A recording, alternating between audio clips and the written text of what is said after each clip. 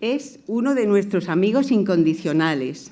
Es Josep Guijarro quien viene a hablarnos esta tarde y siempre viene a hablarnos el sábado por la tarde, siempre viene a despertarnos.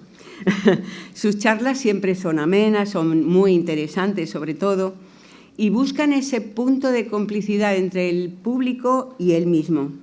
Y lo consigue, la verdad, consigue mantenernos atentos y despiertos, sobre todo a esta hora.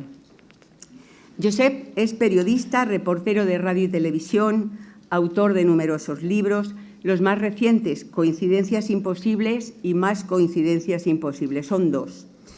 Es colaborador en revistas especializadas, documentalista del canal Historia y canal Mega, y también a veces hemos podido verle en Hora Punta de Televisión Española, donde aparecía y colaboraba junto con Laura Falcó.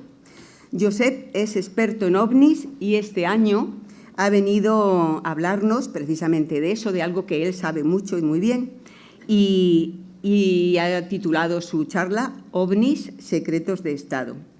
Estoy esperando para que Josep entre a través de la... Ahora, Josep, ahora. Sale Josep de la niebla, señores.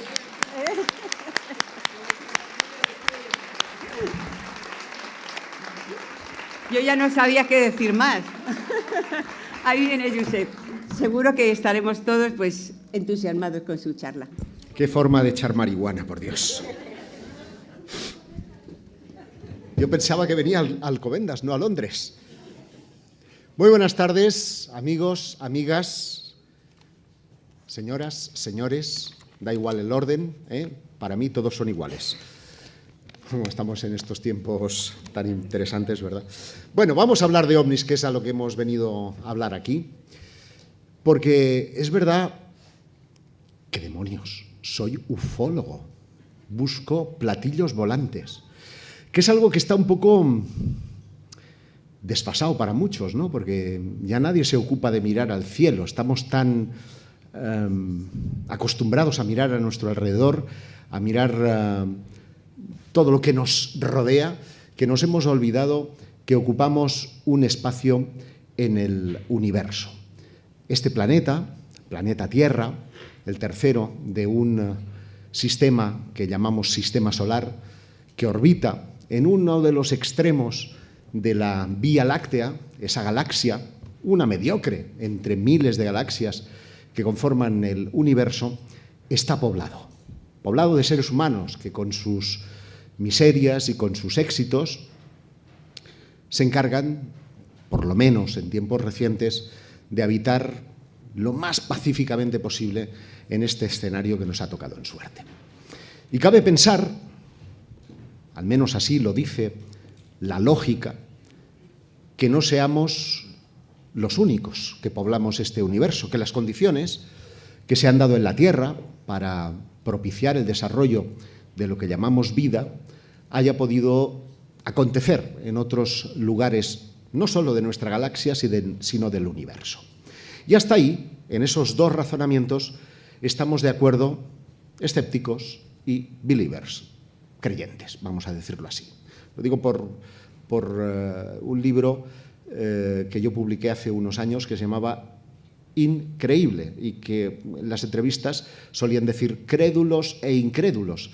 Hombre, la palabra crédulo lleva implícita una cierta dosis de ingenuidad y yo pienso que quienes defendemos que no estamos solos en el universo no tenemos por qué ser ingenuos, sino seguramente, además, mucho más informados que muchos de los que dicen ser escépticos.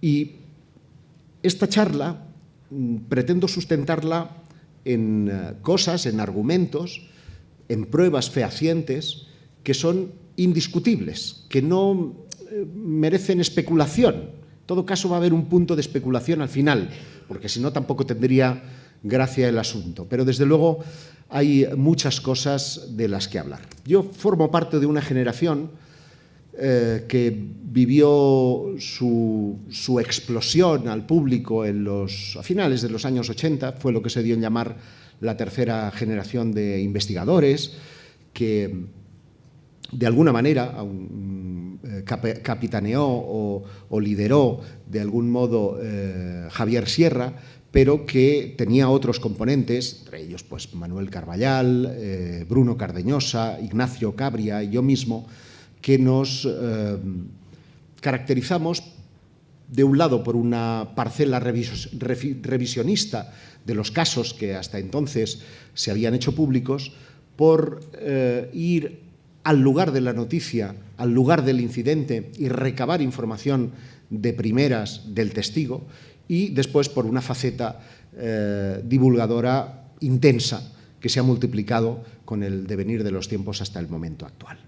Y por eso siento cierta tristeza cuando este año, en junio, este año me refiero en 2017, en junio de 2017 se celebró el 70 aniversario de la era moderna de los platillos volantes. Hago el inciso, digo era moderna porque yo soy de los que pienso, y así lo manifesté aquí mismo en este auditorio hace pues, un par de años, si la memoria no me falla, hablando de aliens ancestrales, es decir, la posibilidad de que hubiéramos sido tutelados por seres de otros mundos en los albores de la humanidad.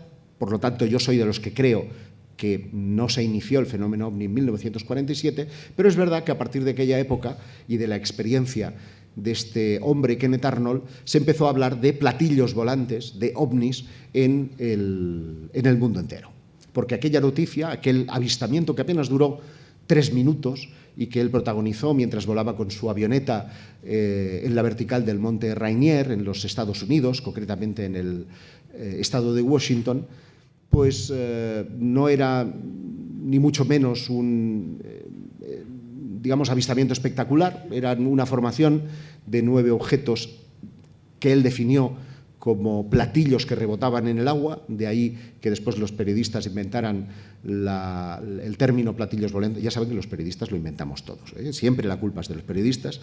Se acuñó el término platillo volante y a partir de ahí se inicia la era moderna de los ovnis. De hecho, desde su avistamiento hasta el final de ese mes se recogieron más de 600 avistamientos en todo el mundo. Y esto da lugar a pensar en el interés que despertaba la posibilidad de que fuéramos visitados por otras inteligencias, porque en aquel momento que Kenneth Arnold, cuando fue a la oficina del FBI, lo hizo como patriota para decir, estos son los rusos que tienen algún ingenio y nos están espiando, estamos en el contexto de la Guerra Fría,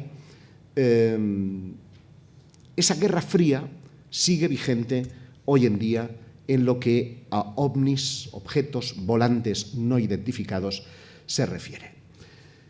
Fíjense ustedes bien, porque a menudo perdemos el contexto histórico de los acontecimientos.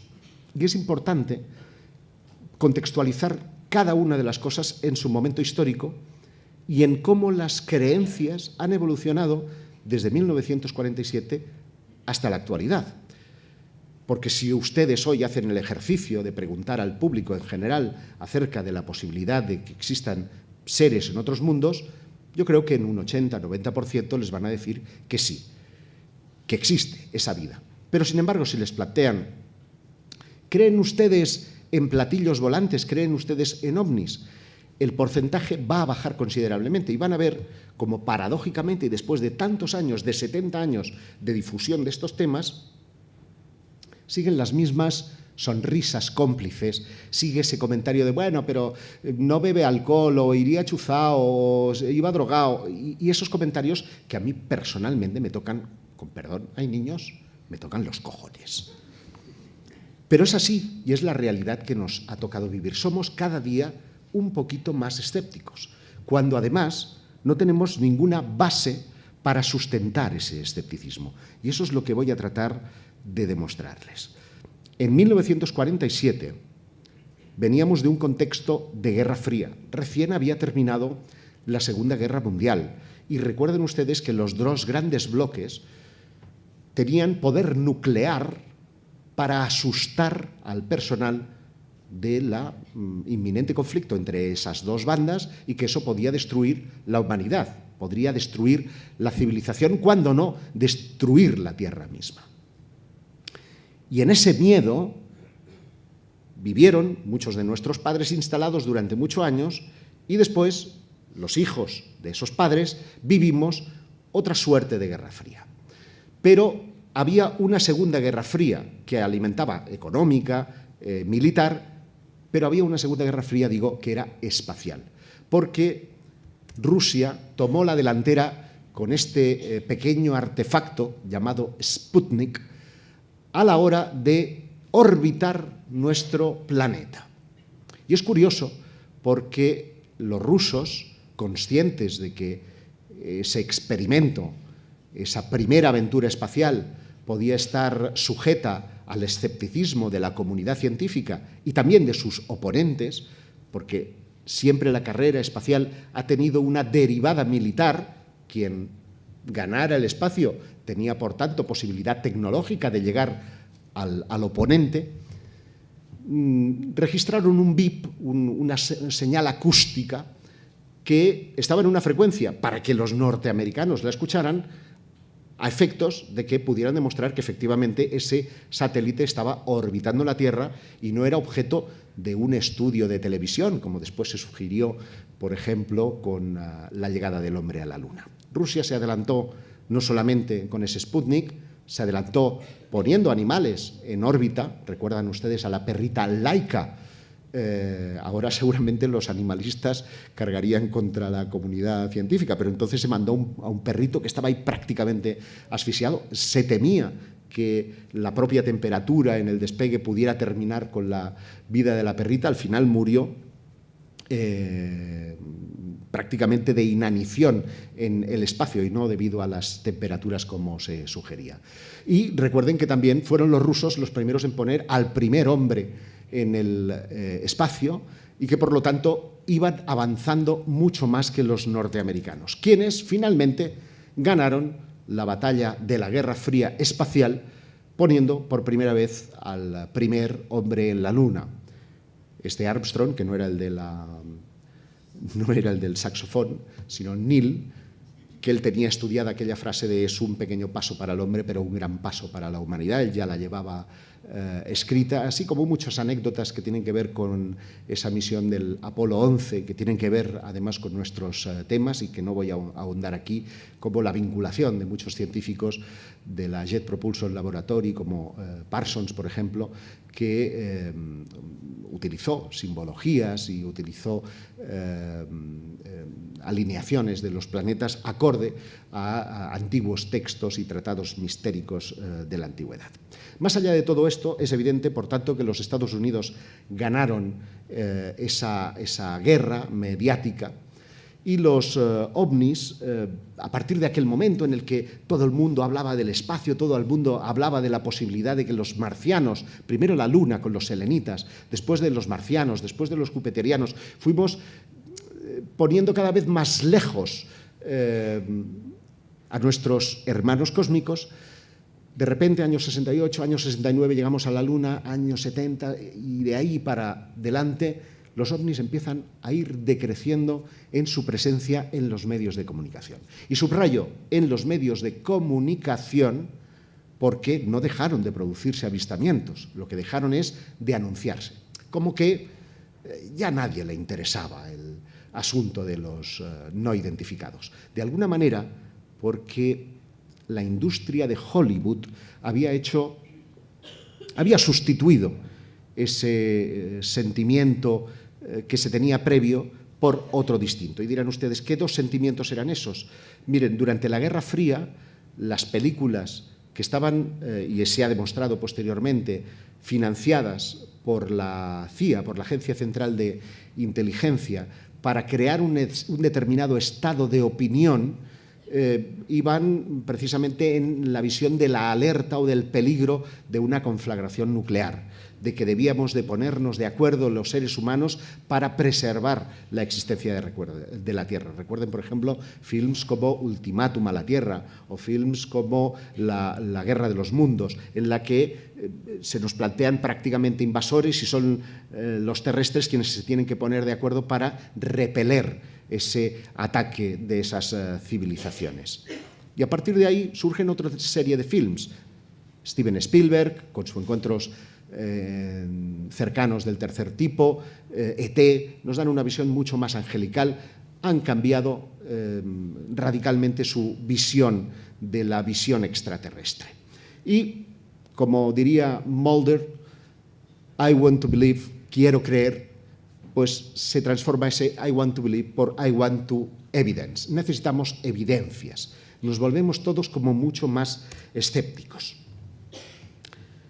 Tanto es así que cuando 20 años atrás, aprovechando el 50 aniversario de la era moderna de los platillos volantes, este coronel de los Estados Unidos, John Haynes, hace una rueda de prensa ante medios estadounidenses, donde, entre otras cosas, proyecta y reparte un informe relativo al estrellamiento de un presunto no identificado en Roswell, diciendo, miren, todo esto en realidad fue un globosonda y los marcianos que supuestamente se recuperaron eran muñecos de pruebas, eran dummies.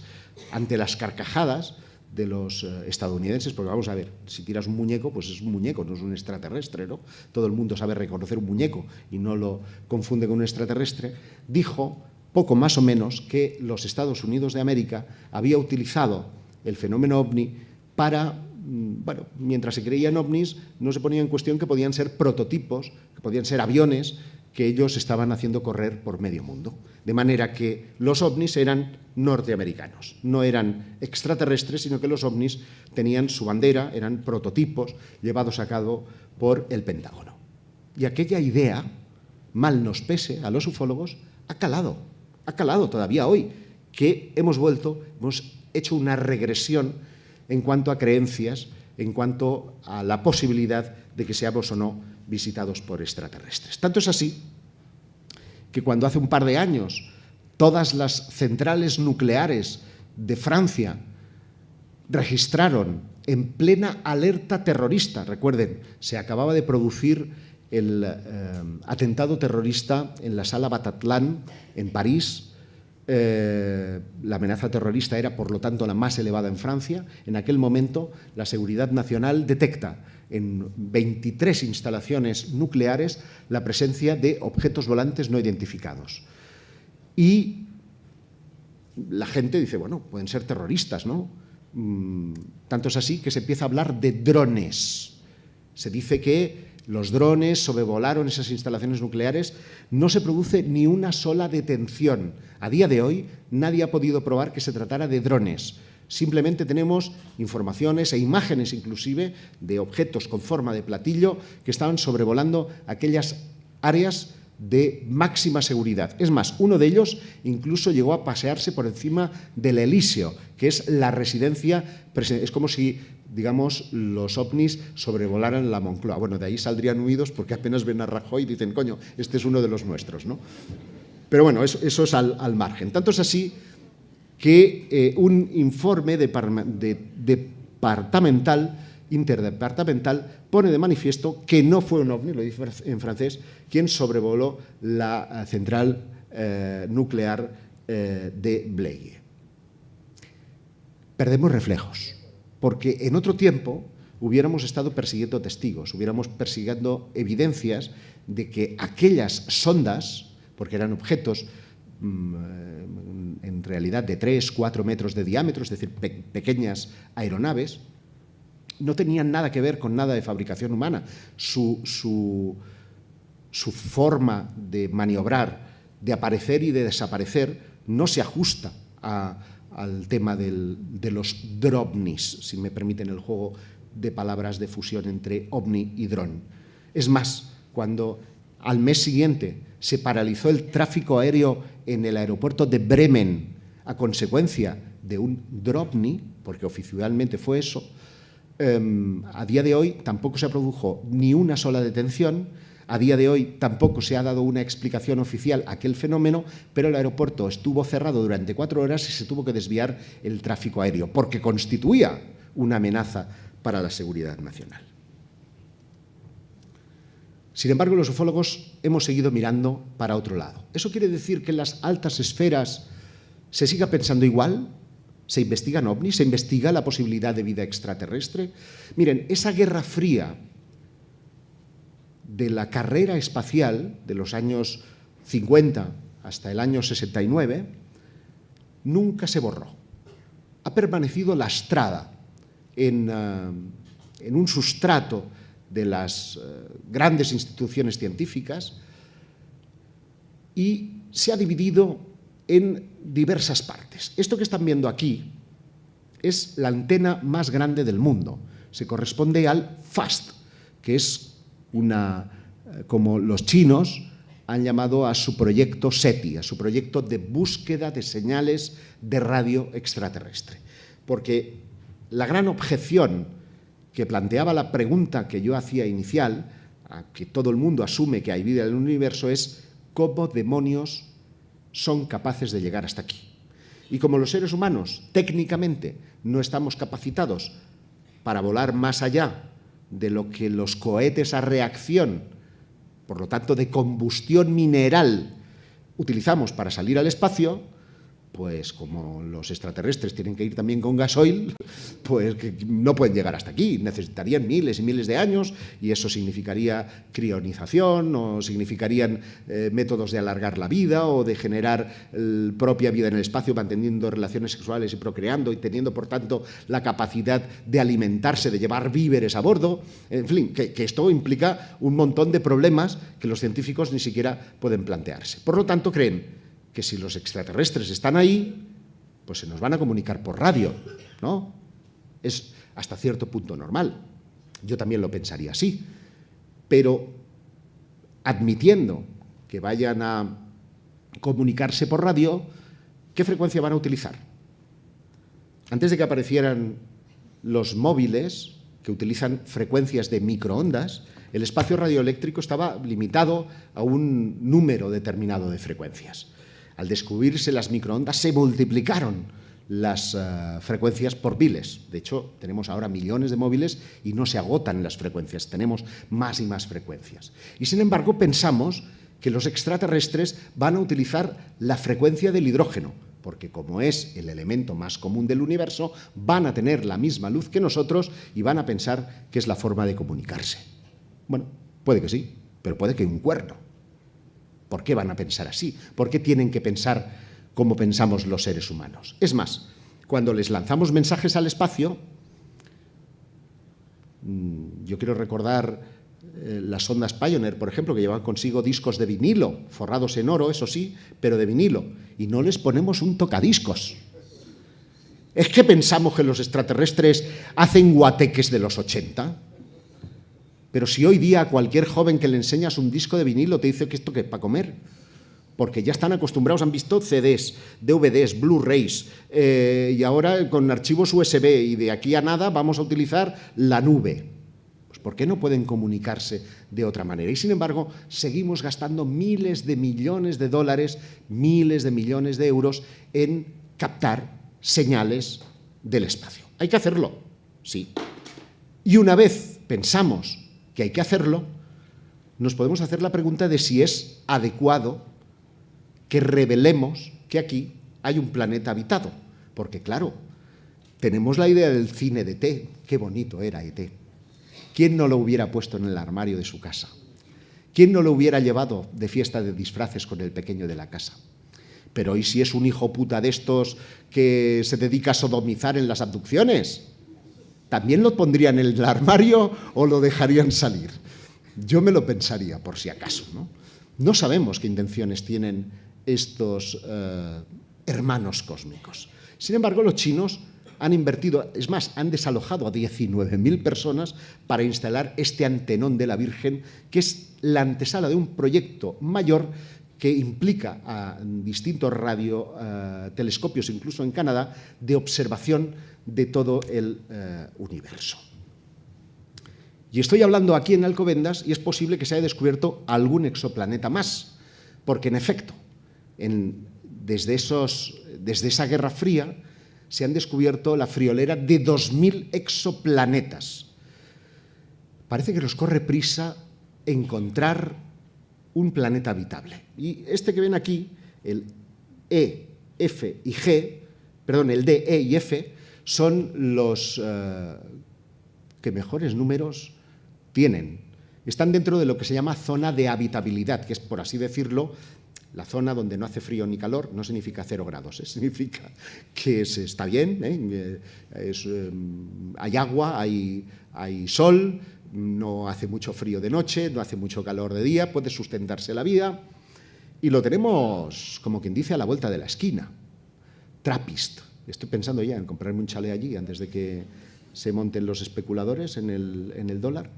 Es más, es muy curioso porque hace 2 años aquí les traje la noticia de que se habían captado unas señales de radio, fíjense, de esta zona planetaria.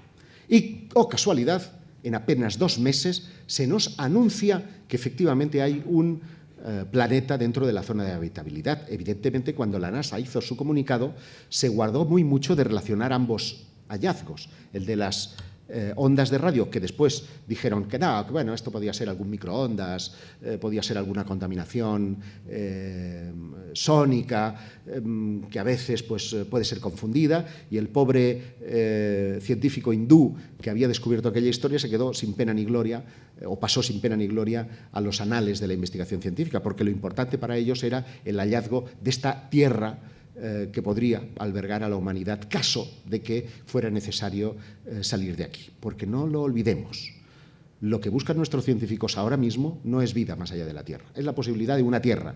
Y si hay gente, si hay bicho viviente allí, lo vamos a exterminar, no les quepa la menor duda, porque lo que nos interesa es poner a salvo nuestros culos, dada la amenaza flagrante. Cuando digo flagrante no me refiero a 2 años, pero sí estoy hablando de un siglo, que nuestra Tierra pueda irse al garete. Un siglo no es tanto tiempo y los cambios los vamos a poder experimentar, si no nosotros, parte de nuestros hijos. Es feo de cojones, ¿verdad? Se llama oso del agua y es probablemente el primer bicho terrestre que viaje al espacio interestelar. Y quienes lo han elegido para este cometido lo han elegido no por su aspecto, pero sí por su tamaño y por ser un ser extremófilo. A mí se me dicen extremófilo y ya me cago, porque dices, ¿me estás llamando extremófilo de verdad? Bueno, extremófilo significa que resiste lo que le eches. Le echas ácido, él aguanta. Le echas altas temperaturas, aguanta. Le echas frío extremo, él aguanta. Él aguanta todo lo que le eches. Y como es eso lo que probablemente se puede encontrar en el espacio interestelar, lo ha elegido un proyecto Breakthrough, se llama, que financia este tipo. A ver, ¿cuáles de ustedes, hombres o mujeres, no se casarían con él? Porque es un multimillonario con mucha pasta, ya lo digo. Hombres o mujeres, me da igual, ¿eh? Yo cambio la tendencia sexual de hoy para mañana si me mantienen, porque está la cosa muy chunga. Yuri Milner se llama este hombre y es un obseso, no del sexo, sino del espacio exterior. Y para ser más concretos, de la posibilidad de que los ovnis, no digo marcianos, no, ovnis, objetos volantes no identificados, como naves de origen extraterrestre, hayan visitado, visiten y puedan visitar en el futuro nuestro planeta. Para demostrarlo, qué mejor que financiar. El que le sobra la pasta, pues invirtió $100 millones en un proyecto que ya ha pasado esa cifra, ya va por $400 millones y que va a hacer que próximamente visitemos Alpha Centauri, que es nuestro vecino próximo más cercano. Y vamos a visitar Alpha Centauri con unas micronaves. Cuando digo micro me refiero a que hay que verlas con el microscopio, que van a estar llenas de osos del agua, de esta pequeña organismo que está en la Tierra, que está en zonas extremófilas, donde las temperaturas son extremas, para saber su nivel de resistencia y si los seres humanos en el futuro podríamos explorar. ¿Cuál es el punto de partida para el que se ha valido de este hombre, Stephen Hopkins? Hopkins está convencido de que no es una buena idea decirle a nuestros vecinos cósmicos que estamos aquí, porque de lo que lleva visto de la historia de la humanidad, ve que el ser humano siempre está a porrazos con otros seres humanos, ha visto la historia de las conquistas de territorios, llámense Colón y las Américas, llámense Marco Polo y los Orientes, y nunca esos choques culturales, a pesar de que puedan ser muy distintos, ha traído buen rollo, a pesar de que ha fomentado el desarrollo de la civilización y el mestizaje tanto cultural como genético. Y él considera que toda civilización que llega a un determinado nivel de evolución se plantea que tarde o temprano el hábitat en el que está viviendo estará en peligro, porque todo en este mundo es perecedero, todo, relaciones perecederas, las cuentas de banco perecederas, el trabajo perecedero, todo es perecedero. Y por lo tanto dice, cuando la Tierra se quede sin recursos, o estalle nuestro Sol, o una gran llamarada solar, como dentro de 2 meses, les quiero a todos con el embudo en la cabeza. Vamos a tener una llamarada solar importantísima. Llegue un efecto Carrington de estos y nos deje a todos a 2 velas, pues necesitaremos migrar a otro lugar. ¿Quiénes van a migrar? Hombre, desde luego ni usted ni yo. Van a migrar la gente de pasta. Van a migrar los científicos de nivel, van a migrar los políticos de bajo nivel, todos los corruptos del mundo, todos esos, toda esa carroña la vamos a meter en naves y van a ser el futuro de la humanidad. Increíble, ¿verdad? Qué esperanza tan bonita. Bueno, al menos aquí pringaremos los que de verdad valemos, ¿eh? Lucharemos por algo por una vez, quedando los buenos. Y, claro, dice, el problema que tenemos con los combustibles es que, joder, para llegar a la Luna, para llegar a Marte necesitamos 2 años. Mucho tiempo, ¿no?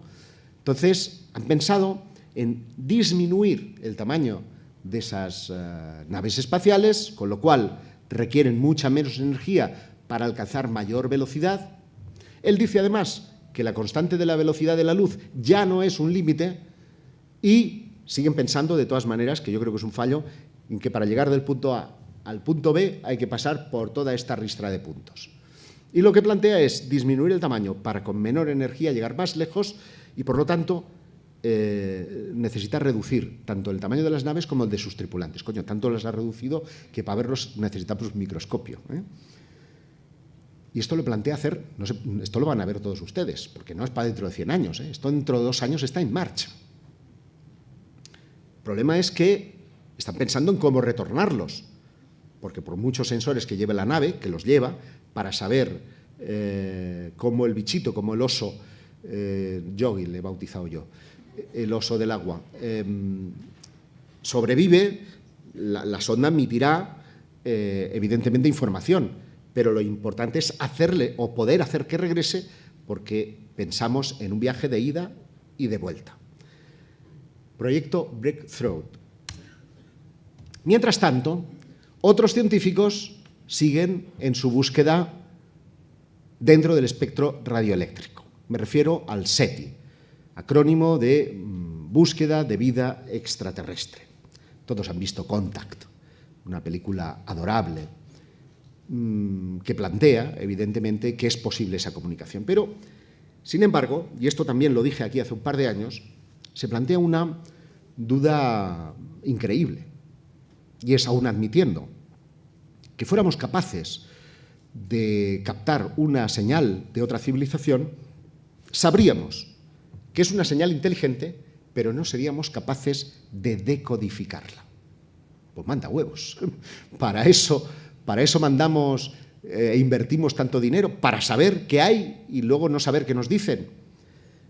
Tanto es así que ustedes recuerdan esta señal que fue captada en el radiotelescopio de Arecibo en el año 1977, el operador que estaba en el radiotelescopio, John Bregman, apuntó esta palabra wow, ¿no?, en torno a la señal que acababa de captar, y ha estado durante décadas sin traducir. Nadie sabe si correspondía o no a una civilización extraterrestre, pero curiosamente, hace año y medio, un científico que obedece al nombre de Antonio París, que es profesor de astronomía del St. Petersburg College en Florida, dijo que estaría en condiciones de saber si se trataba de una señal extraterrestre o no en enero de 2017. Coño, ¿por qué? Porque él presuponía que podía tratarse del ruido de estos dos cometas, el 266P Christensen y el P2008Y2 Gibbs. Bueno, con este nombre no me extraña que dejen ruido, porque son impronunciables, ¿no? Pero hizo un crowdfunding, ahora no pides, como es tan triste de pedir, tú haces crowdfunding, qué pijo es. Y consiguió 20.000 pavos, $20.000, para tener acceso a un radiotelescopio de segunda clase en el que en enero estuvo mirando el paso de esos cometas y efectivamente, ojo, eureka, la señal WOW es una consecuencia del ruido que producen estos dos planetas, que es mientras la antena estaba pasando por ahí. Y Ekman dijo, ¿y un cuerno? No puede ser. Hay una serie de variables que no has tenido en cuenta que evitan precisamente que pueda tratarse de dos cometas. Es más, cuando nosotros examinamos esto, ya tuvimos en cuenta estas variables y decidimos que no podían ser estos dos cometas. Sin embargo, ha quedado en la opinión pública que el misterio de WOW había sido resuelto.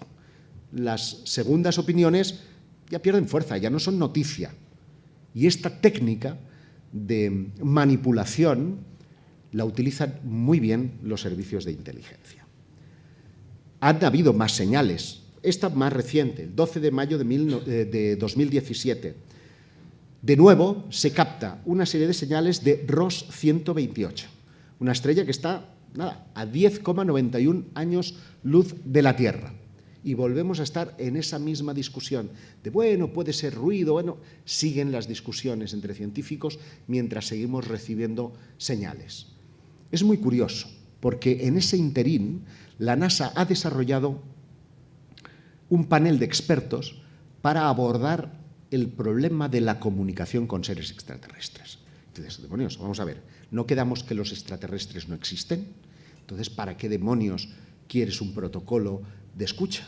Paradójicamente, mientras esto se está produciendo, salen films como La Llegada, que si alguien lo ha visto, no voy a destripar, gira en torno a las comunicaciones, en cómo acometeríamos una comunicación con seres extraterrestres. Es decir, tengo la sensación de que hay una especie de lluvia fina, de preparación para algo, para darnos a conocer algo. Creo que estamos en un momento importante. Otros científicos, hemos tenido quienes buscan señales espaciales, quienes quieren explorar directamente el espacio, y luego están quienes buscan señales, evidencias de vida extraterrestre ya en la Tierra. Nos vamos unos cuantos años atrás, 1984, en la Antártida, ese continente helado, esa tierra ignota, que no es patrimonio de nadie, compartimos todos. Es un lugar perfecto por su blancura para detectar meteoritos. Y el primero que se detecta en el año 84, en una zona que se llama Allan Hills, es este meteorito. Y por eso se llama ALH, Allan Hills 84001. Fue el primero del 84 en la zona de Allan Hills. ¿Qué tenía de peculiar esta piedra? Bueno, que era de Marte. Se sabía que, por su formación geológica, era un meteorito marciano. Pero lo importante era que tenía una antigüedad de 250 millones de años, es decir, que había llegado hace un porrón de años a la Tierra, y que dentro tenía un bichito. Tenía un pequeño microorganismo marciano, lo cual suponía que aquellas viejas observaciones de Percival Lowell y de otros, dibujando canales llenos de agua en la superficie marciana, a lo mejor no estaban tan equivocados. Y supone que cuando la ciencia ficción, que generalmente suele ser buena ciencia de anticipación, imaginaba seres en Marte, pues probablemente en el pasado más ignoto, en el pasado más ancestral, pudo tenerlos. Y Marte ha vuelto a estar en el escaparate. Tanto es así que antes de que Trump se dedicara a hacer guerras comerciales, a tocar los cojones a su homónimo de Corea del Norte, a ponernos a todos los mismísimos a la altura de la corbata, pues anunciara presupuestos para la exploración espacial, que por cierto hace 3 semanas hizo manifestaciones en la línea contraria, de que va a hacer recortes en materia espacial. ¿Es el único espécimen extraterrestre que ha llegado a la Tierra? No. Resulta que científicos de Buckingham, en el Reino Unido, fletaron un globo hasta 40 kilómetros de altura, en las capas más altas de la atmósfera. Cuando estaba arriba se abrió una pequeña compuerta para que cogiera muestras del aire a esa altitud. Y cuando volvió a la Tierra, descubrió que esta bolita, que es de una composición metálica de níquel-ferro, es decir, una aleación, algo hecho, manufacturado, no se da el níquel-ferro en la naturaleza por sí solo, escupía lo que viene siendo un organismo extraterrestre. Y estaba ahí, en las altas capas de la atmósfera.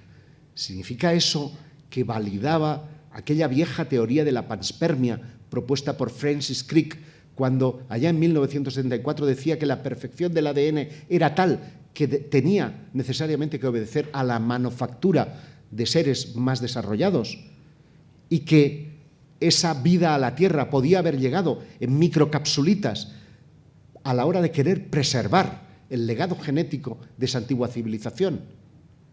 Desde luego, para mí, la teoría tiene mucho peso. Esta podría ser, por tanto, una corroboración. Se han encontrado otros especímenes similares en otros lugares del mundo.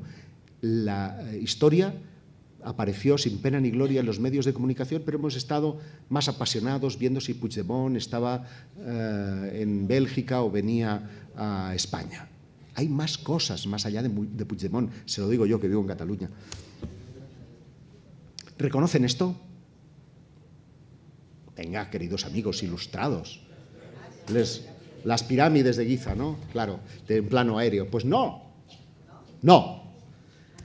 Te ha traicionado el subconsciente, porque es verdad que es la misma alineación que tienen las pirámides de Giza. Pero ¿saben dónde están esas pirámides? En China. Hay mucho chino en China. Y hay mucha pirámide en China, mucha pirámide.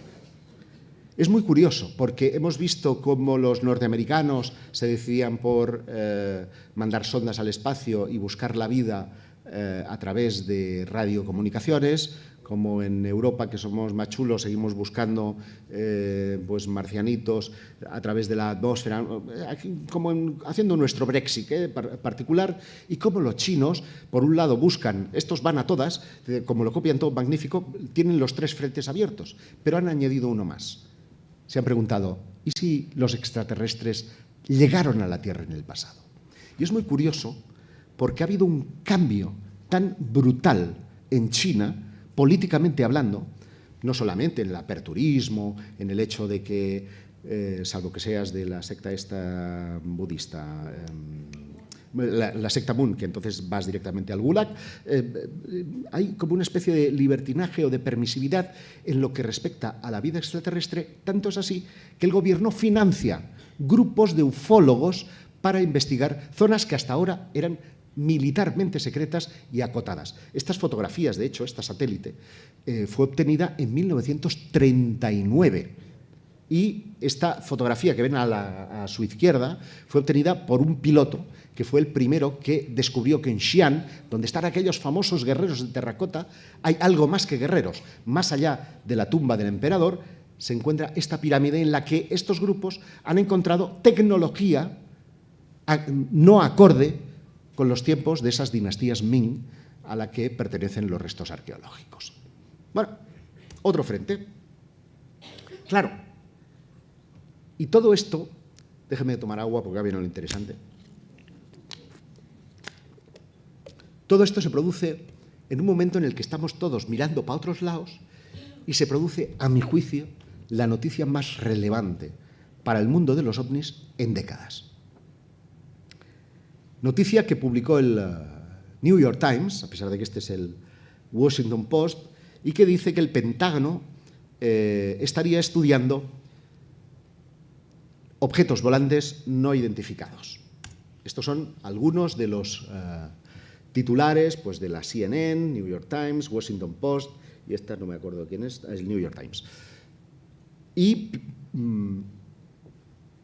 ponen una serie de evidencias, les quería mostrar algún vídeo para que los vieran en movimiento, pero la conexión no me lo permite, para que vieran algunas de las evoluciones de estos objetos que, no sé, ahí en la distancia, son claramente platillos. El programa de Estados Unidos, que recibe el nombre, se lo voy a decir, Identificación Avanzada de Amenazas Aeroespaciales, AATI te voy a dar, AATI.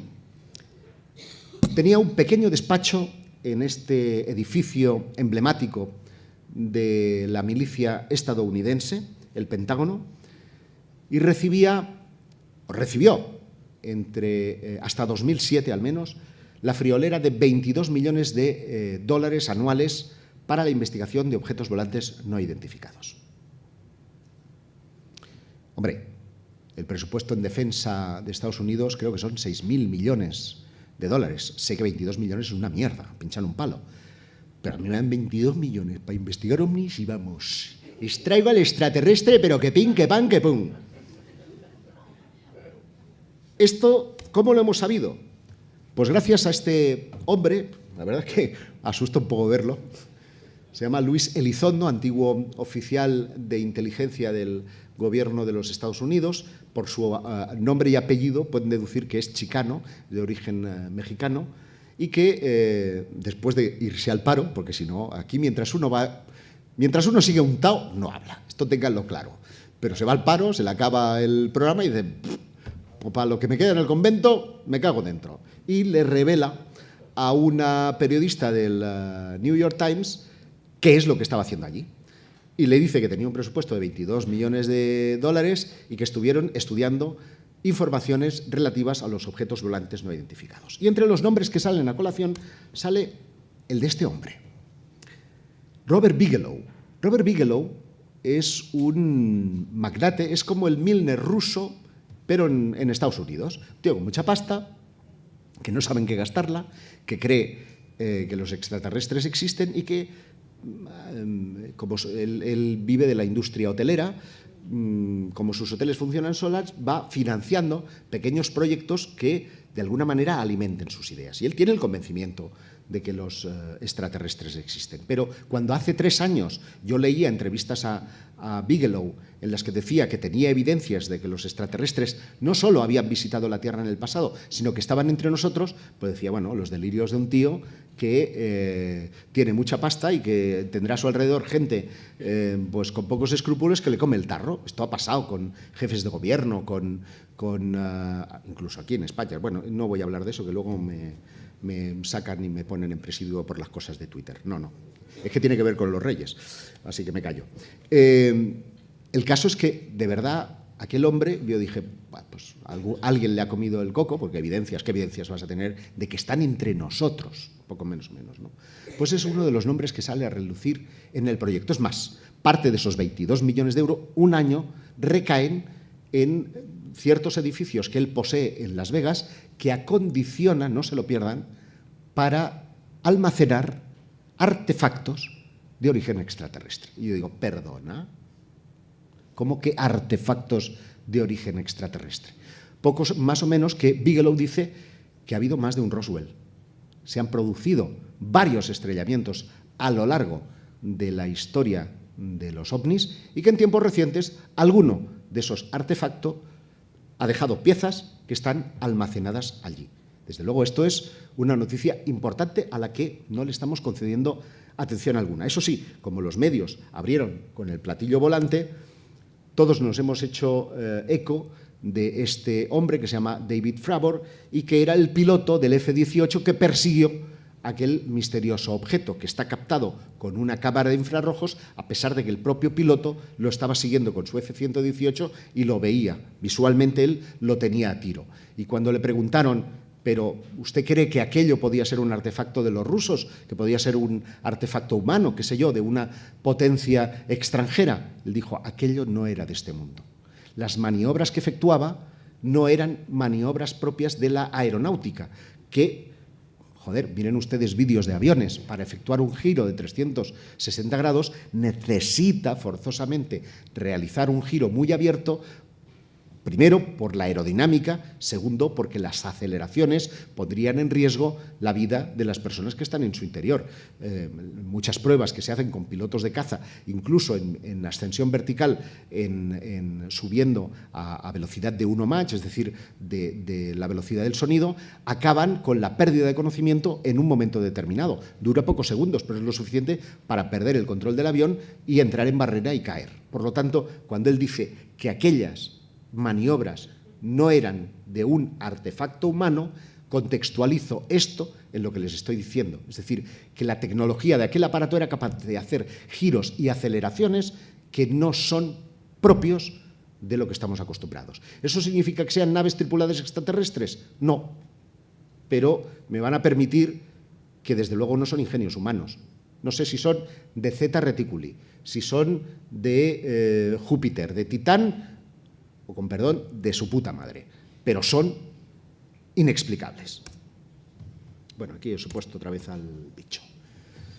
Y este tío con cara de mala leche, porque no me digan que se irían de fiesta con él, se llama John Brennan y ha sido durante 25 años director de la CIA. Ahora entienden por qué no se irían de fiesta con él, ¿eh? Es como el CSICAT, que espiaba a periodistas catalanes, pero en norteamericano. Y es muy curioso, todavía no ha visto la luz, son informaciones que les doy hoy en exclusiva. Resulta que recientemente él pronunció una conferencia sobre cuestiones de... porque él ha sido asesor con Obama, de seguridad nacional, ha estado en los servicios de inteligencia, en misiones de antiterrorismo. Es decir, es un hombre con una dilatada experiencia en el ámbito más humano y trágico de la realidad que nos toca vivir todos los días. Y él iba a dictar una conferencia en Sarasota, en Florida, sobre estas cuestiones, cuando uno de los periodistas del New York Times, que hacía una semana acababa de salir la noticia del AATI, y le pregunta, oiga, ¿qué me nos puede decir de esto? Y atentos a la respuesta. Lo que les dice Brennan es, la CIA también investiga ovnis, pero no deben escandalizarse. Es que es algo que afecta a la seguridad nacional. Hay muchas naciones enemigas que están buscando vulnerabilidades constantemente en nuestro espacio aéreo y nosotros no nos cuestionamos de dónde proceden, lo investigamos. ¡Ole sus cojones! Sí, señor.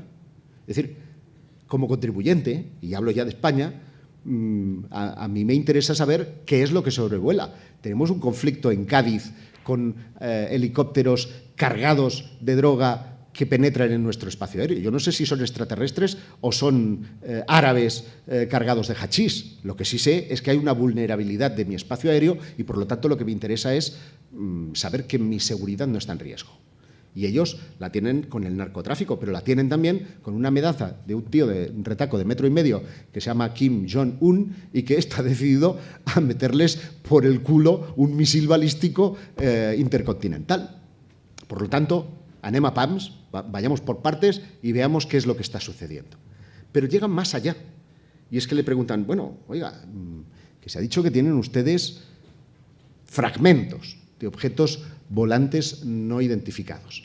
Y el tío hábilmente esquiva la cuestión y dice textualmente, bueno, en los años que yo tengo de servicio en la Agencia Central de Inteligencia, he tenido privilegios de seguridad más elevados, he tenido que terciar con el informe Rockefeller, quédense con esto, y no he encontrado nunca ninguna evidencia que me haga pensar que tenemos los restos de marcianos de Roswell.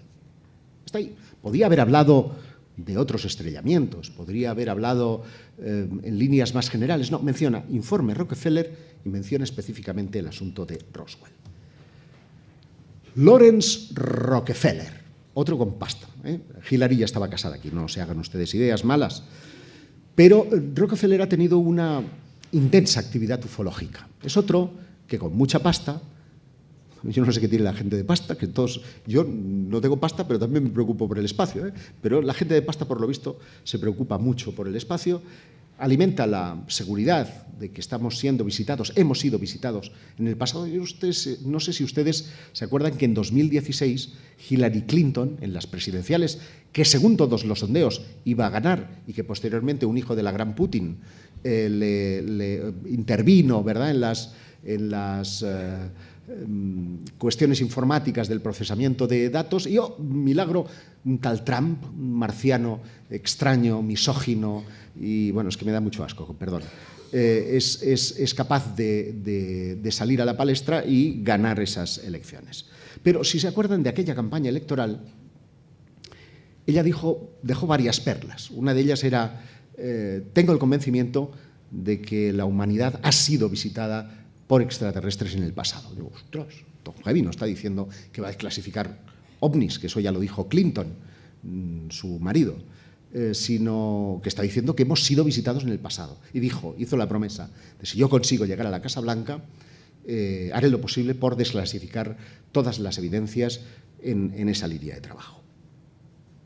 Claro, esto ocurría en 2016.